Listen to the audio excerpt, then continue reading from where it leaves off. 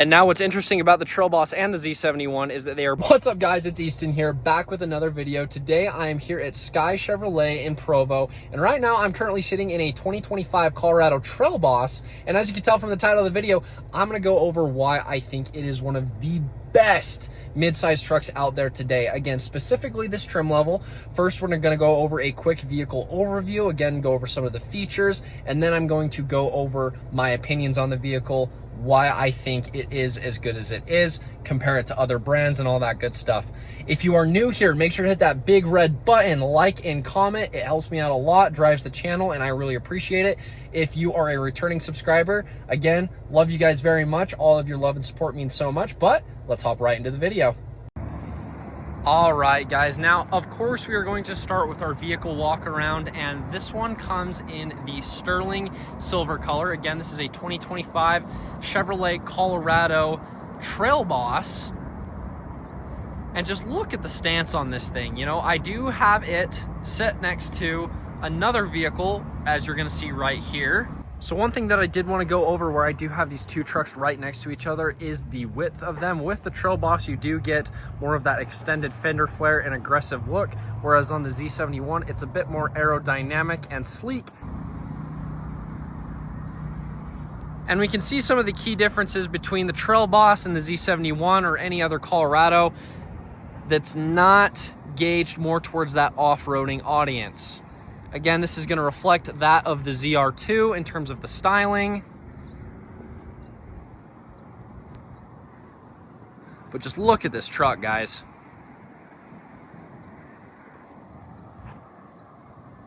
Absolutely beautiful, but let's hop into the specifics.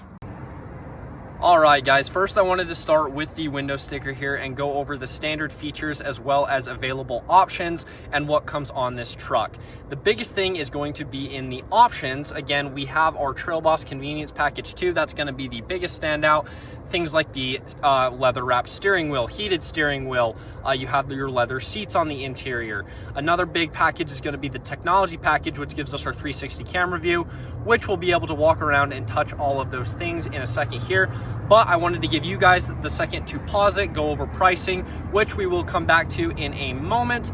But let's move on to some of the exterior features. So starting with the front, you are going to have more of this aggressive grille than the standard Trail Boss or even on the Z71. Again, the most aggressive looking grille, in my opinion, does come on the ZR2, but I believe that a lot of you guys would have the same feelings towards that. But as you can see here, we have our little Trail Boss badging there. We've got our blacked out Chevy bow tie, and just right underneath there, we have one of our many cameras on this truck. Again, that is going to be included in the technology package, like we went over on the window sticker there.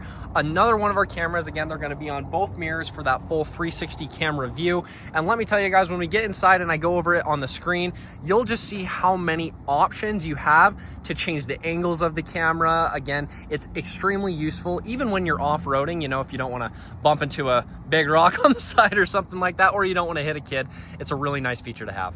Moving over here to the wheels and tires, you're going to get these 18-inch black painted rims, which are pretty good looking if you ask me. And then you're also going to have these 32-inch all-terrain tires. Again, they're going to be a lot beefier than that of the WT, the Z71, any other trim level, again, that isn't the Trail Boss or ZR2, which when you're getting a Trail Boss, you should expect to get something like that, but it's important to point out. Other amenities include the spray-in bed liner, built-in storage space for the tailgate. And now what's interesting about the Trail Boss and the Z71 is that they are both going to come standard with the twin tube shocks for both trim levels. Hopping into the interior here, we are just going to hop right over to the camera settings like I was talking about outside. As you should know, this is not going to be a fully in-depth Colorado Trail Boss review.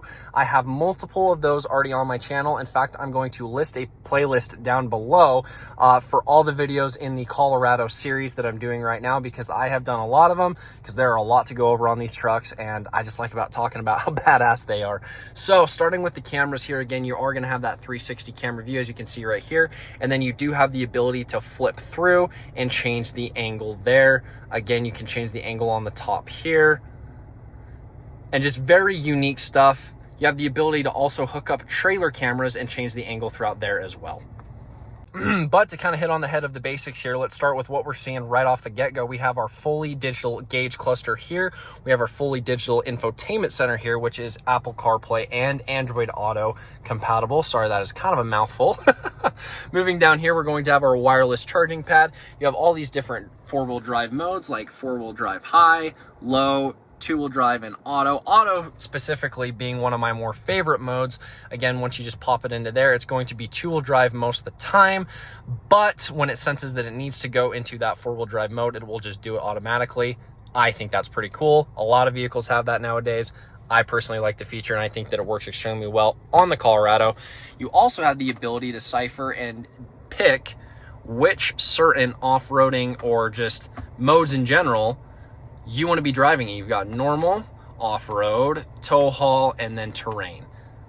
And how you do that, again, you flip it through there. Moving over to our steering wheel, again, starting with the leather wrapped, like we were talking about on our window sticker there, you're also going to have the heated steering wheel included as well.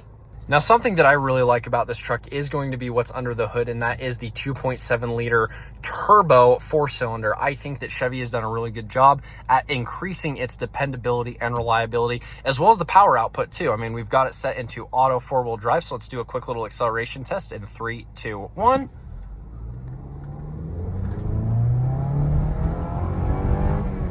And once that turbo spools up, she really likes to pick up. All right, guys, now with that quick overview out of the way, I do want to go into my personal opinions on the truck and why I think it's as great as it is and why I think it is better than the competitors. Now, I know the first is going to come down to personal opinion and personal opinion alone, but I think it is the best looking midsize truck on the market. Yes, you heard me. As far as the only one that I would say is better looking, again, you have the ZR2 to combat that. I do not think that the new Tacoma design is better looking than the new Colorado. I do not think that the new Ford Ranger or Ford Maverick is better looking than the new Colorado. And I definitely don't think that the new Nissan Frontier is better looking than the Colorado either. I understand that I work at Chevy. However, I can admit that there are some other trucks, other vehicles that I like more than any other Chevy product that we have. But as far as the Chevy Colorado goes, I'm going to be a little biased. I think that kicking things off, it is just an infinitely better looking vehicle than what's on the market. The second thing that I wanted to go into was reliability. Now, I understand that Toyota has taken the cake on this for years. I personally used to work for Toyota, and I loved the Tacoma, the third gen Tacoma. Now, don't get me wrong, I think that the new gen is incredible. I think with the new integrated technology, they've really stepped up their game from the past. However, reliability is not quite there. On Car and Driver, they give the Chevy Colorado a 4 out of 5 stars in terms of reliability and dependability, and the Toyota Tacoma is only 3.5 stars out of 5. The Ford Ranger and the Nissan Frontier also fall below that, giving the Colorado a much higher score than any of the other vehicles. Now, as far as reliability goes, only time will tell, right? I personally think that this is one of the more reliable ones on the market. Definitely more so than the Ford, definitely more so than the Nissan Frontier, even with that naturally aspirated V6. But the vehicle that holds its value the best is going to still be the Toyota Tacoma. Again, the Colorado, it's definitely better than it used to be, and it's still higher than that of Ford. It's still higher than that of the Nissan Frontier. Again, even with its naturally aspirated V6, which I find quite interesting. But another thing too is going to be power transfer, fuel economy. And even though this doesn't have the best fuel economy, I believe that the power transfer is the best out of all of those vehicles. The Toyota Tacoma with the hybrid powertrain, however, does take the cake on that one. If you remove the hybrid component and we're just looking at internal combustion, I believe that the Colorado also takes the cake on that. Now, for the last thing, let's go with pricing. Now, the most expensive one out of all of these trucks is going to be the Toyota Tacoma. And this would be equivalent to that of a TRD off-road premium with all of the features that you're getting in that vehicle. It's very similar to that one right here. That would put you right around, I believe the way that I had it spec'd out was right around $49,000 MSRP. And if we look at our window sticker here, we're looking at $46,650 for the very, very similar features, guys, if not a little bit more. So I think that as far as pricing goes, it definitely takes the cake on that over Toyota.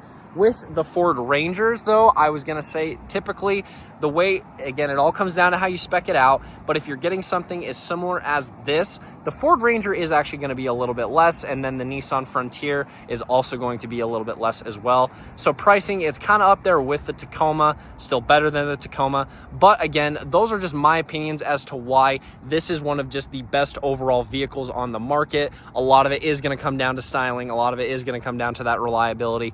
I absolutely love these things, and I'd highly recommend you to get one if you are looking for one. But guys, that is going to wrap up our video for today. I hope you enjoyed the video. If you'd like to hit like, comment, subscribe, it would sure mean a lot to me, and I will see you guys in the next one. Y'all take care.